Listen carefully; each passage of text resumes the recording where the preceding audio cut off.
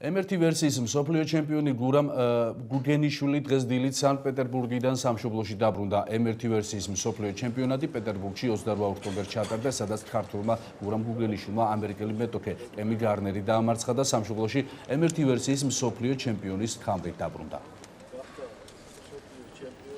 ჩემი მოწინააღმდეგე იყო ამერიკის წარმომადგენელი კენი გარნერი. შეხვედრა ღვთისმსხალობით მოვიგე და გავხდი ჩელენჯის ვერსიით ჩემპიონი. სიხარული რა თქმა უნდა იყო, მაგრამ მე ჯერ მსოფლიო ჩემპიონად ჩემ თავს არ ავთვლი, იმიტომ რომ ჯერ არ მომიგია იმ ხელა ეტაპი, რა ეტაპისთვისაც მე მემზადები და ვაპირებ მომავალში მონაწილეობა მივიღო. ქამრისთვის სატიტულო ბრძოლა მან გამართა ამერიკელ მებრძოლთან, სახელად კენი გარნერი. ჩვენ და სასიხარულოდ გაიმარჯვა მეორე რაუნდში.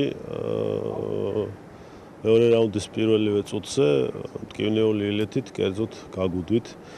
ახლო მომავალში ჩვენ უკვე თებერვალში გვექნება შემდეგ პრეტენდენტთან ბრძოლა წარმოშობით რუსთან, გრიშინთან.